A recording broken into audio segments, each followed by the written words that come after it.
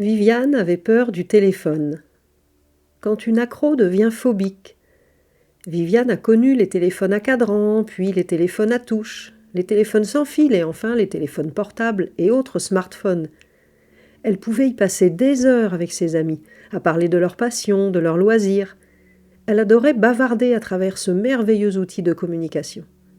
Le téléphone est également un de ses outils de travail, permettant à ses clients de la joindre oralement.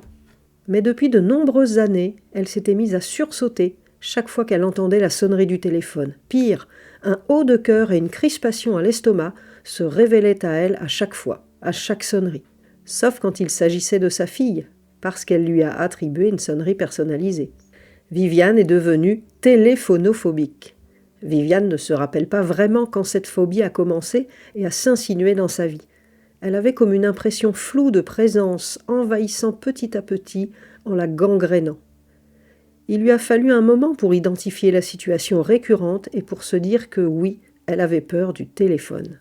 La peur du téléphone ou phobie du téléphone, appelée aussi téléphonophobie, c'est la crainte, l'angoisse de passer un coup de téléphone ou d'en recevoir un.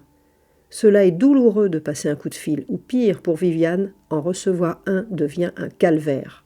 Les seuls appels téléphoniques qui ne faisaient pas sursauter ou enrager Viviane étaient ceux qui étaient planifiés.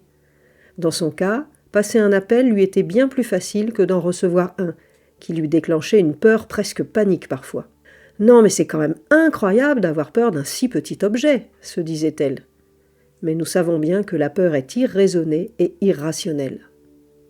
Avec l'impact du démarchage téléphonique depuis plusieurs années, sa phobie de la sonnerie du téléphone n'a fait que croître. Une communication sensorielle incomplète. Les communications par téléphone posent un autre problème à Viviane. Elles sont amputées de la communication non verbale, c'est-à-dire l'ensemble des interactions entre les personnes sans l'utilisation des mots, les mouvements posturaux, les attitudes et expressions faciales. Et elles sont également amputées de la communication paraverbale, qui inclut des facteurs comme le ton, l'intensité de la voix, etc. Par téléphone, Viviane ne pouvait se fier qu'à la partie audible de la conversation, et chaque pause, chaque silence pouvait être vécu comme un moment très difficile. Une communication trop rapide sans temps de réflexion.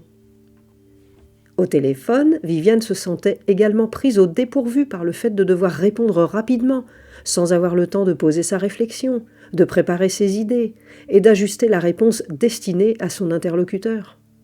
On n'a pas le temps, les échanges sont rapides et il est impossible de se relire comme on peut le faire avec un email. Elle trouvait les appels téléphoniques intrusifs, invasifs, envahissant sa vie, son espace. Des stratégies d'évitement, puis une solution via l'hypnose. Depuis de nombreuses années, Viviane a mis en place des stratégies d'évitement pour essayer de limiter l'inconfort démesuré causé par sa phobie, comme ne pas répondre aux appels et envoyer ensuite des textos tout prêts. Elle a fini par se rendre compte que sa peur du téléphone constituait un véritable handicap. Prenant pleinement conscience de la situation, elle a décidé de se faire aider. C'est un thérapeute qui a mis le doigt sur le pourquoi, sur la cause principale et la cause secondaire ayant généré cette phobie de la sonnerie du téléphone chez la jeune femme. 2 séances d'hypnose ont suffi à solutionner son problème et, aujourd'hui, Viviane répond au téléphone sans souci. C'est bien plus confortable et cela lui ouvre de nouvelles possibilités, autant sur le plan professionnel que sur le plan personnel. Depuis, elle prend un nouveau plaisir à converser au téléphone, ne panique plus et prend le temps de poser sa réflexion et ses réponses. Si besoin, elle propose un rendez-vous téléphonique ultérieur. Elle gère avec fluidité et est fière de ses progrès. Je suis ravie de vous avoir fait partager l'expérience de Viviane. Vous pouvez retrouver cet article, si vous préférez le lire, sur mon site escalhypnose.fr. escal-hypnose.fr. Merci et à bientôt.